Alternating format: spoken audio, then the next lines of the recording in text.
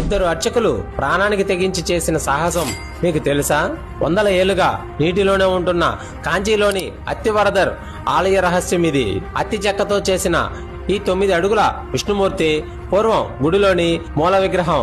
ఔరంగజేబు దాడుల సమయంలో ఇద్దరు అర్చకులు ప్రాణానికి తెగించి ఎవరికి తెలియకుండా ఆ భారీ విగ్రహాన్ని ఒక వెండి పెట్టెలో పెట్టి గుడి ఆవరణలోని అనంత సరస్సు లోతైన భాగంలో రహస్యంగా దాచేశారు.